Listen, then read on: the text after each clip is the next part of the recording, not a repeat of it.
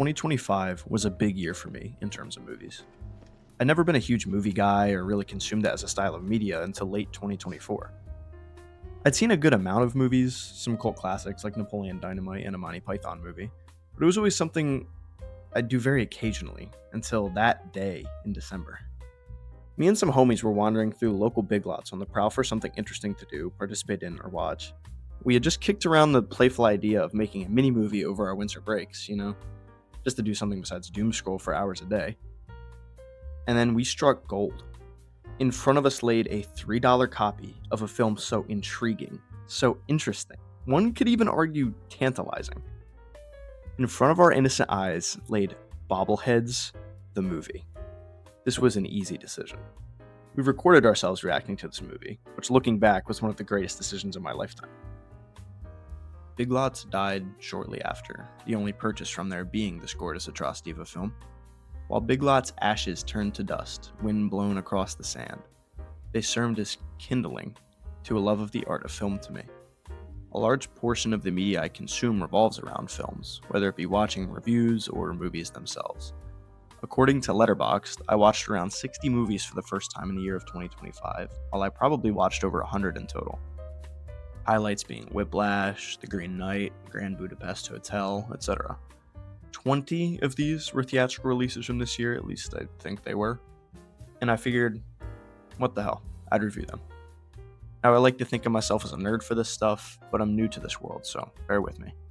With all of that being said, let's get into my breakdown for the year 2025 in film, ranked. And obviously a spoiler alert for all the movies that are mentioned. Number 19, Eden. This movie is questionable. Eden was a $5 mystery movie, and if it cost any more than that, I would have felt properly robbed. A movie set pre-World War II based on German people who have fled the country to live on a remote island in the middle of the ocean. We learn rather quickly that the group of three, played by Daniel Bruhl, Sydney Sweeney, and Jonathan Tittle, have come to this island following a very known radical writer by the name of Dr. Friedrich Ritter and his wife Dor. Ritter makes it known early on that he doesn't want them here and, quote, came here to be alone. Now, while the three newbies are settling in, Ana de Armas and her two goons show up, with some interpersonal sex drama with them starting just about instantly. Basically, without taking too long, Anna's character is trying to manipulate everybody and just lies constantly. Dr. Ritter is kind of losing his mind, and Sydney Sweeney is having a child. To get to the pros, there actually are some. Jude Law is doing a really good job as Ritter, and it's easy to see his manic progression in just his eyes.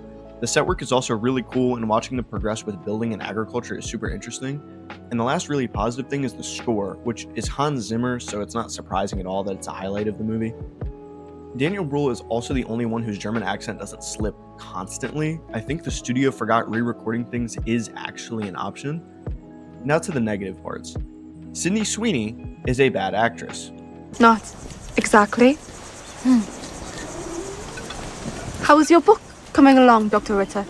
You're writing a book? She's the strongest written character in the film, but her acting is so arrogant that I physically cannot force myself to like her or root for her.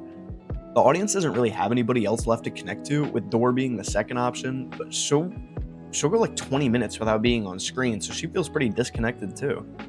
There are a lot of scenes here that I would qualify as unnecessary in nature between two characters that we don't really need to see interacting.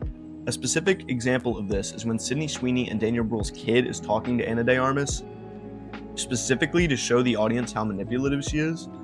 The problem is that we've already seen like 5 examples of this, and the kid has like 5 lines the whole movie. It's also very predictable in some cases, and it's just not good. Overall, it's like a 4.8 out of 10, which honestly for last place isn't even that bad. Number 18, Oh Hi. This was another $5 mystery movie, if you're noticing a trend here by now. I'll start with the pros of the film since it's really not awful. Everything about the basics is just kind of fine, like the pacing, the camera work, the acting, it's all just fine. The cons being that it's directionless and boring. This is one of the harder reviews to talk about or write because nothing like happens in this movie. It's a film that entirely consists of people trying to decide what to do. A problem with this, however, is not only is it uninteresting, but nobody in the movie is remotely in the right of the situation. To briefly explain, a couple goes for a nice scenic escape to celebrate their 4-month anniversary. we get a nice montage of them doing the stereotypical movie couple stuff, and when they start getting freaky, they decide to explore their options and chain the dude to the bed with handcuffs. In the morning, the girl talks about how she can't believe they've already been together for 4 months, and the guy responds by saying he's not looking for a relationship and didn't think they were together. This is obviously a dick move, so we're cheering for the girl, right? Nope, she refuses to unlock him for multiple days in a row while she attempts to manically convince him that they should be together, and even calls 2 friends down to help her decide what to do. Hence what I said earlier, they decide what to do for like an hour before he tricks them, tries to escape, crashes the car, and then they get closure in the woods together after she finds him and calls him an ambulance. This is truly a movie of all time. Number 17, Friendship. Similar to Oh Hi, this is a very directionless movie that once it finished left me with the feeling of why does this movie exist?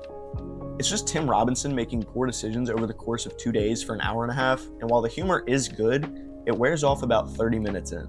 When I say nothing truly happens, I mean nothing. The only real positives about it are the pacing is good and Paul Rudd is doing a good job. Number 16, Novocaine.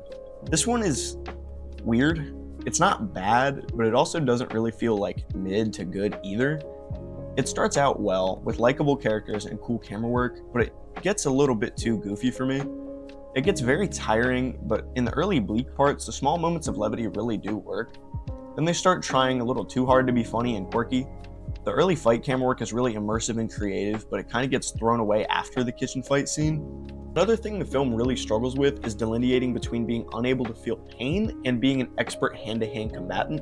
Also, the main protagonist is like comically invincible. He tanks like 15 bullets. Overall, this is a film that emulates Baby Driver a lot. It has some similar camera work to Superman, and is definitely a turn your brain off and enjoy it type of movie. Also, side note, this dude couldn't remember 402 North Tower Lane. Number 15, Eddington.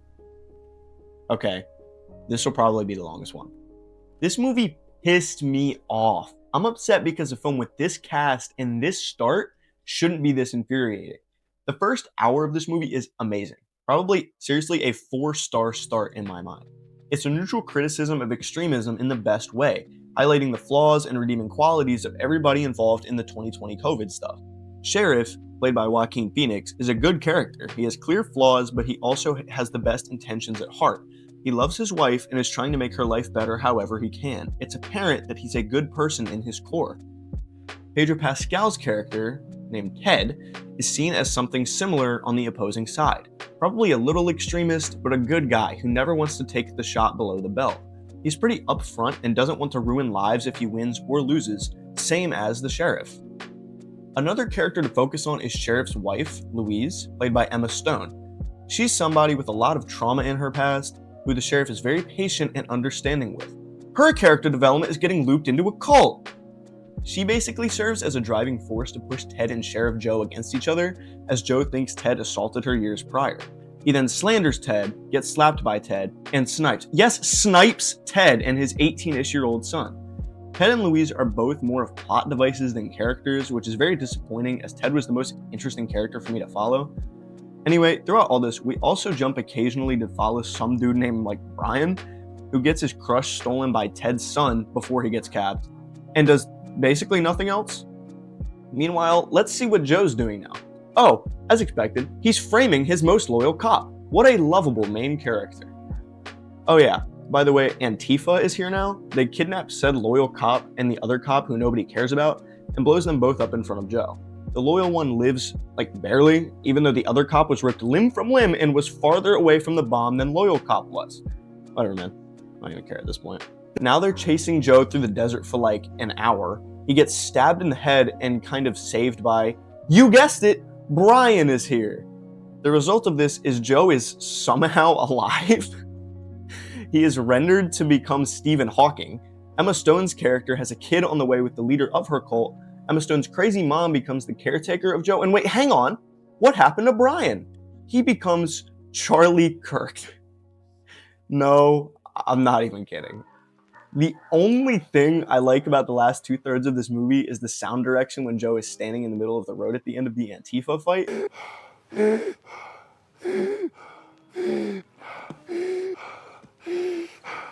This film went from criticizing extremism to participating in it. Number 14, The Housemaid. This is kind of the start of the tier of movies I describe as like mid. I'll start with the pros, which isn't a huge list since I don't think it does too many things like particularly great. First one being Amanda Seyfried. She's doing incredible here. She plays the manic really well, and overall is just doing a great job. I do like the lack of music in this movie too. It's subtle, but I noticed at the end that I could only recall like 4 to 5 scenes with music even in them. Now, time for my main issues. I'll start with the infamous one here. Sydney Sweeney doesn't really want to be here, or at least it doesn't seem like it. Every movie that she's in has this arrogant and bored tone, which can work situationally, but it doesn't work here. There are scenes where she's meant to be grateful or confused or scared, but she has the same uninterested tone every single time. There's some missed opportunities. I wish Enzo was more fleshed out in particular. This movie's annoyingly predictable. I knew almost everything that was going to happen. Like 5 minutes in, Nina is talking about the spiral stairs and very pointedly says, Andrew always says I'm going to die on these stairs someday. Like, come on now, dude. Another example includes when she's up in the attic and Amanda Seyfried says, nobody can hear you up here. There's also no emotional connection with anybody. Nina is showed to be insane or crazy. Sydney Sweeney is so cocky that I can't bring myself to root for her character, and she helps Andrew cheat.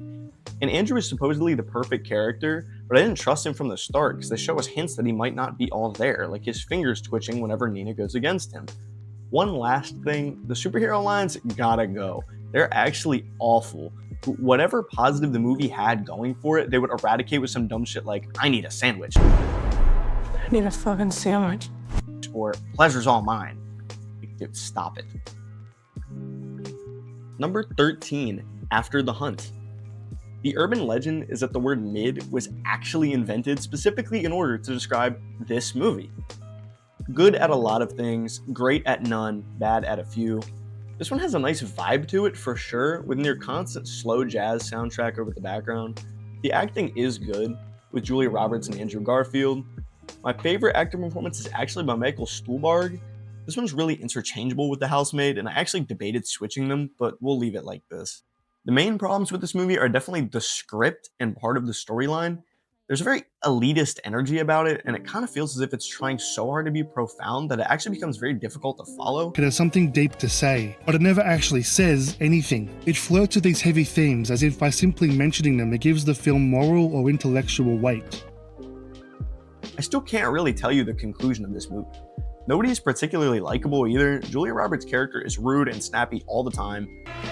You are not entitled to any information about me in my life. Andrew Garfield's character is creepy. Why are you so tight? All your generation, everyone in your generation, you're so tight.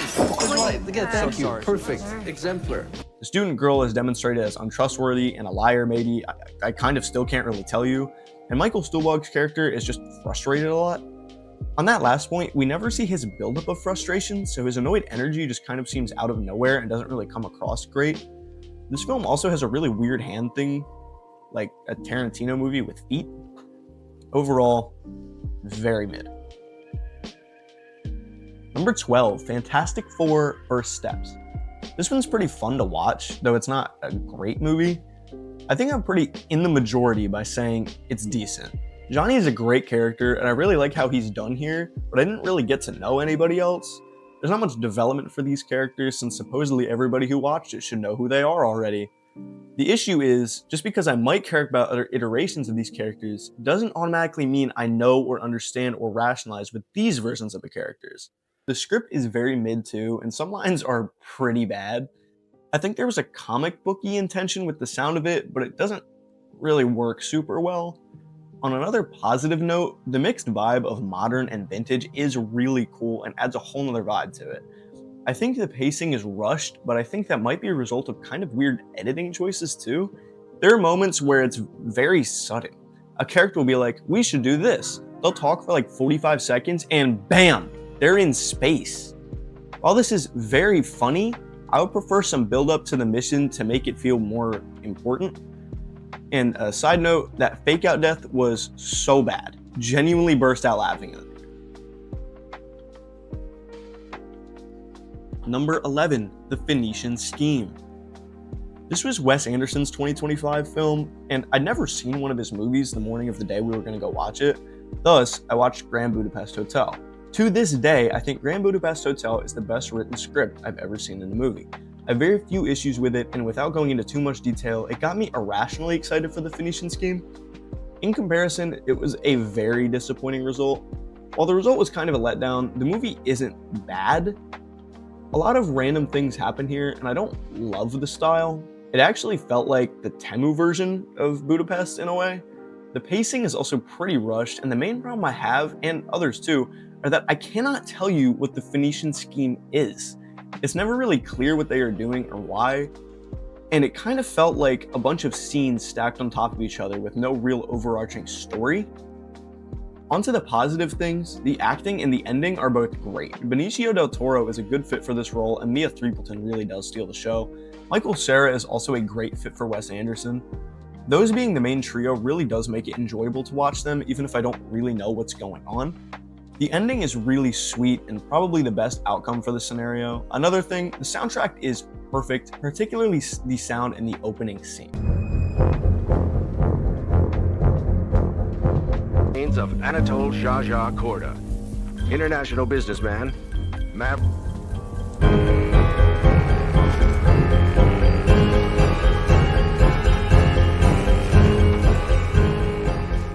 Number 10, Materialists.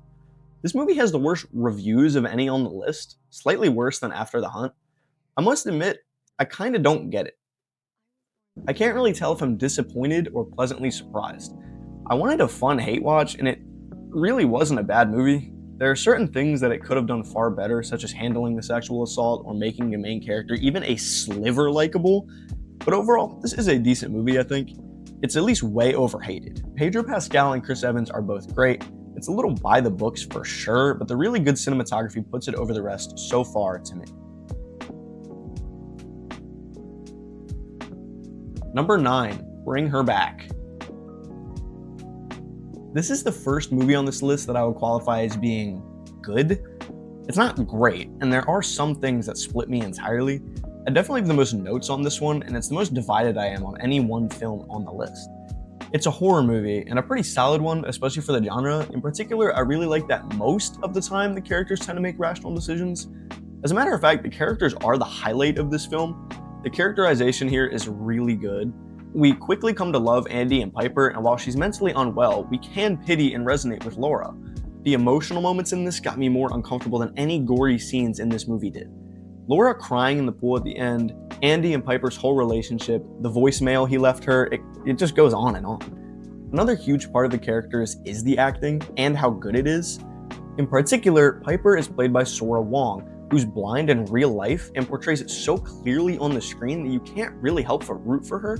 The theming is phenomenal as well, with constant messages of loss, grief, and fear. I really like the symbolism of rain and water used in this film. Water's obviously a huge deal in the movie. Laura's child, Kathy, drowned in the pool in the backyard. Andy tries to prevent Laura from taking Piper into the rain. Andy eventually drowns. Laura tries to resurrect her daughter in the same pool she drowned in. Andy's whole thing with showers and his dad. I could talk about the theme of water endlessly, to be honest. The rain also provides a very cool sound, which gives the film a lot of atmosphere and tension, even in the quote-unquote positive parts.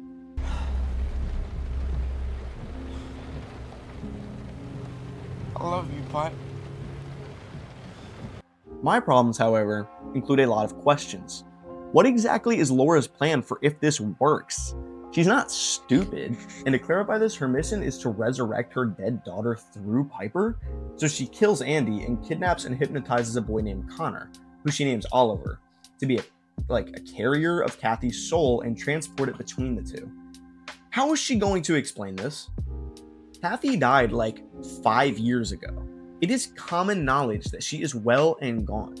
Anyway, the few irrational decisions the characters make are annoying. Like, why is Andy leaving Ollie alone with a knife 30 seconds into meeting him? They never try and trick the audience and pretend like Laura's safe either. She's uncomfortable and obviously against Andy immediately. Gore is a big deal in this movie too, and I don't really like how it's only for shock value. There's no reason I'm watching a child deglove his entire left arm for 15 seconds straight. That is not progressing the story in any way. The last third after Andy dies is pretty predictable too, but it's not like a huge deal. My bigger problem is actually killing Andy. Number one, okay, why'd you kill Andy? Terrible, terrible. But also, for the three of you, what was your reaction when you found out that was gonna happen? Oh, well, I'll start. He actually didn't die initially, but once we met Billy.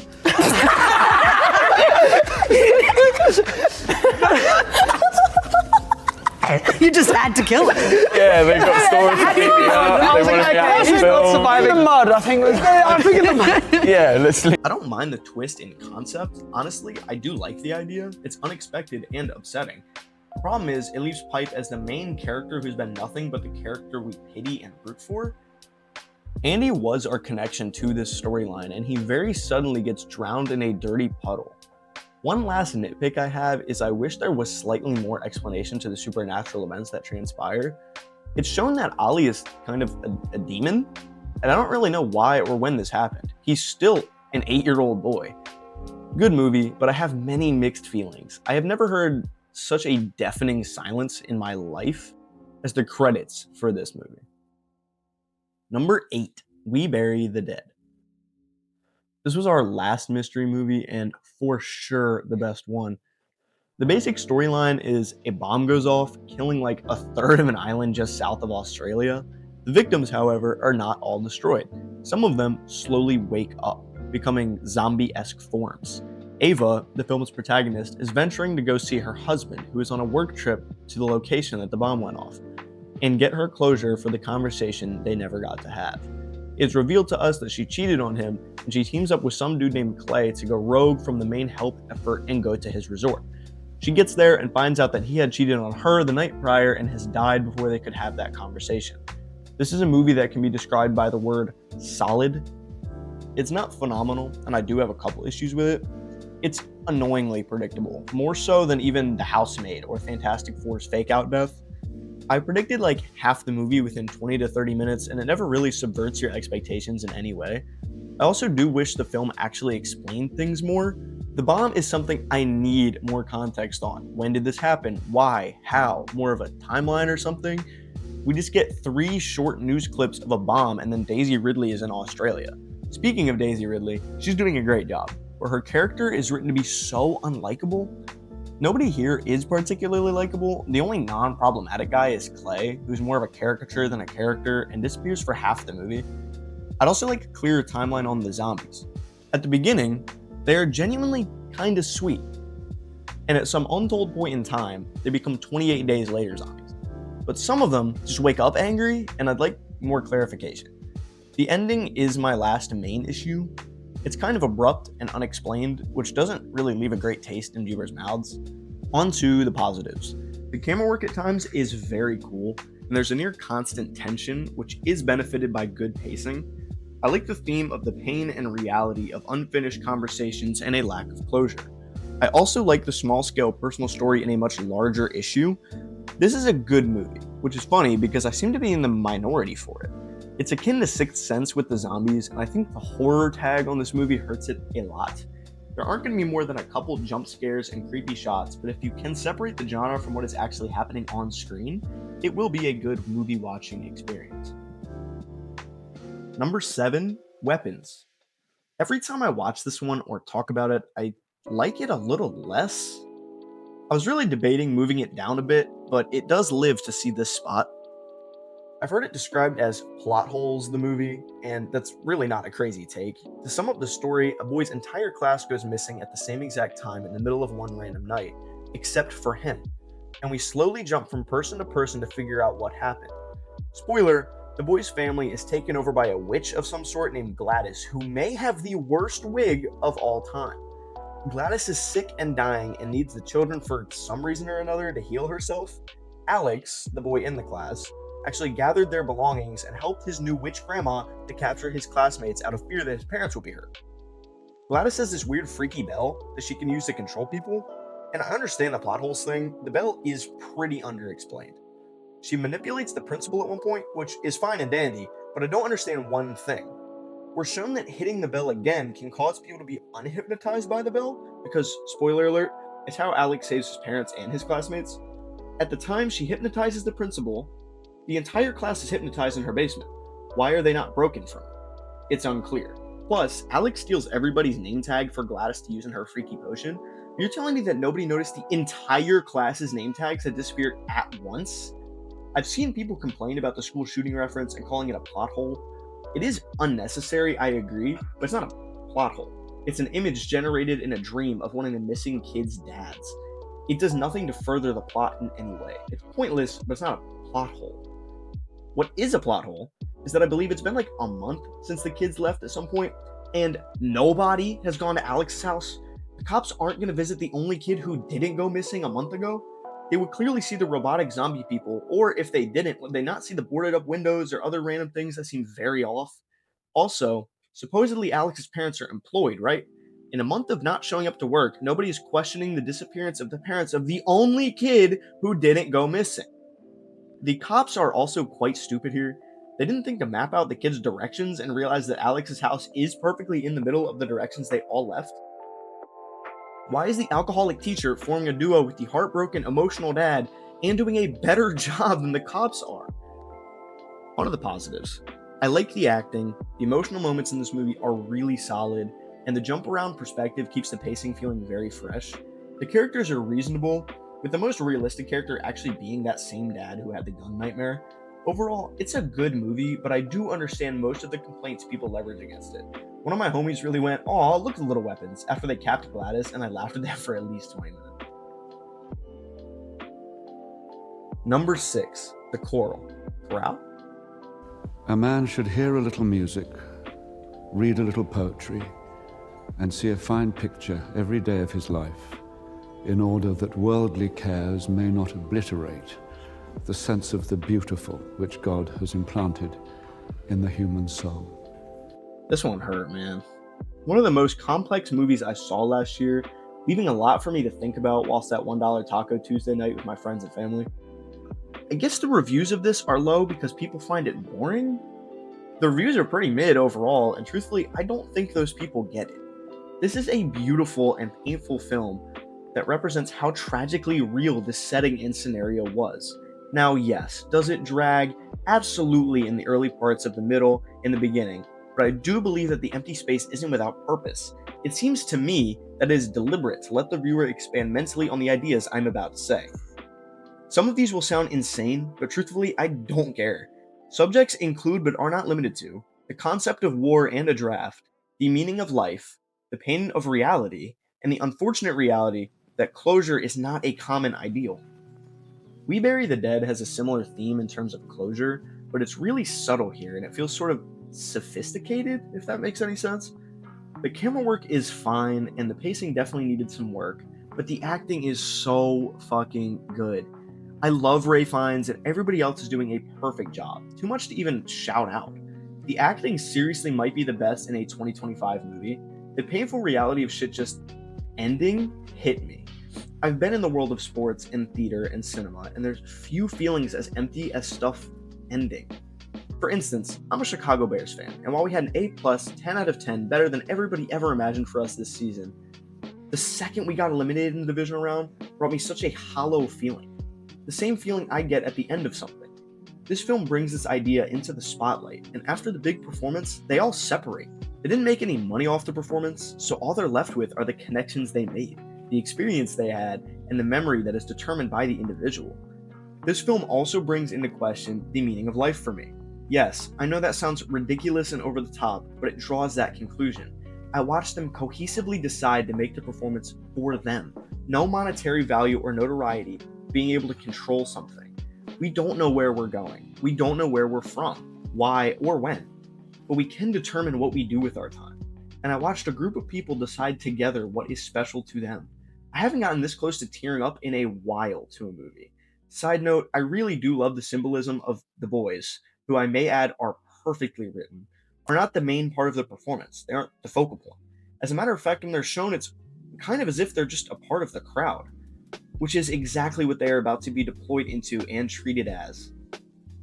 Also, the reality of few getting closure before the young men leave is perfectly done, and I like that the movie ends without telling us what happens to the boys. High quality defined. Number 5, Thunderbolts. I was super late to Thunderbolts, and while I knew very little about the movie, I knew it delved into some pretty serious mental health stuff. It was generally well received, and that one of the main poster characters dies with basically no dialogue. And yeah, those are all pretty true statements, can't lie. This might be the best paced movie of the year, up there with Sinners for me. All of the actors are doing a good job, and I love that there's no stupid forced kiss in the end like I thought there would be. The camera work is pretty creative at times too. In particular, with some of the long take fight scenes, my favorite is the earliest one with the camera in the ceiling. I'm in the cleanup business. This week Malaysia, next week who knows. I thought throwing myself into work was the answer. But I'm not focused, and I'm not happy, and I don't have purpose. And without purpose, I'm just drifting like a river.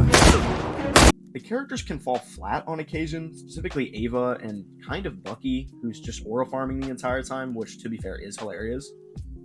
I will say, even though the characters can be a tiny bit empty on occasion, they have a group-wide arc that is really emotionally charged and I think was done really well. I honestly just had a great time watching this film. Even with the pretty little context of what's going on, they do a solid job of getting me invested. I will say my biggest contention point is the whole impeachment storyline. It's flimsy and it doesn't really go anywhere and it doesn't end up resolved. No, I don't think her kind of creating a group of anti-heroes who end up becoming heroes will cause them to forget the fact that she was about to get impeached. It reminds me a bit of The Royal Tenenbaums and its themes of depression and unity in the end, and there aren't many movies I've had a better experience watching in my day. Number 4, Begonia.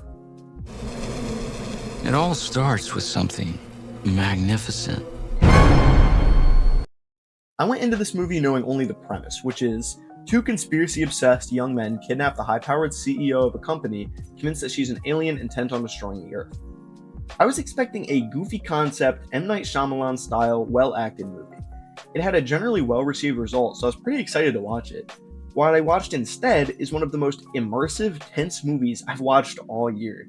It gets you hooked fast, and I was locked in until the very end. I was sweaty and uncomfortable throughout like 70% of this one. The standout to me was the acting, which is 10 out of 10s across the board. Emma Stone is good at playing the CEO, who is definitely a little weird, but also normal enough to not stupidly believe the boys. Don, played by Aidan Delbus, is amazing and heartbreaking, while the standout performance is by Jesse Plemons as Teddy. He is so good. His eyes show every emotion he's feeling: regret, suppression, doubt, forced conviction, sadness, panic, everyone you can think of, to be honest. Can we have a dialogue, please? Don't call it a dialogue. This isn't Death of a Salesman. Okay, can we talk, please? Or are you just gonna We keep don't doing... need to talk. Yes, okay. Because I know exactly what you're going to say. You're going to say that I'm in some kind of internet-induced, auto-hypnotic feedback loop and gatekeepers and norms and all that weak hegemonic horse shit. But that is precisely the limp dick rhetoric that you've been instructed to counter the human insurgency with. That's the fucking hyper-normalized dialectic by which you've convinced 7.5 billion people that they're not your captives. To keep us believing in these fucking false institutional fucking shibboleths. You mean shibboleths? That's what I said. This is also the best shot movie of the year. It is styled a lot like M. Night, but it has colors a lot more akin to The Green Knight. I like the small scale story here for sure. There's only really 3 main characters, which allows us to connect with somebody like Megan in a simpler way without it being forced. She definitely wasn't written perfectly. I think she lacks a little bit of depth, but it's not a huge issue. The score is good. Sometimes it's a little bit too loud, but I think that was a choice to kind of overwhelm the audience intentionally, which sometimes I do like and sometimes I don't. I like the loud music after Dawn goes to space, but it feels a little bit unnecessary whenever she's walking into her office at the end. I will say, however, that I do like the music during the office scene. It sounds very galactic, and it's a nice subtle hint to the audience. Overall, the atmosphere and vibe are really interesting, immersive, and it's just a really good film. Number 3, K-pop Demon Hunters. Oh man. It's a little hard to even explain this one. Besides Endgame, I'm not sure there's been a bigger movie that I can remember. This has unified generations. This shit means something to me, man. Anyways, I was forced to watch this movie, and I expected to find it annoying and goofy based on the title alone. I was so embarrassingly invested and stressed by the end of this movie that I low-key got upset. But alas, I cannot help it. I love this. I've shown this movie to a lot of people. We had a group of 18 and 19-year-old college men in theaters watching the sing-along and singing to K-pop Demon Hunters. I struggle to even say what I really like about it, but I will try. I like the simplicity. I mean, the start is so simple, it's comedy. These are demons. Some people sing and fight the demons. If the thing turns gold, the hunters win for good. And that's all I need. The story is simple enough that kids can understand it since it is technically a children's movie. Either way, the story is easy to follow and the characters are amazing. Everybody on the side we're rooting for has a flaw that is expanded upon, but they're so easy to root for and like that I get so stressed at the very real possibility of losing this battle. Another thing that I really love about the animated Sony films is the camera work. It's great the whole movie, but I'm going to highlight the bathhouse fight.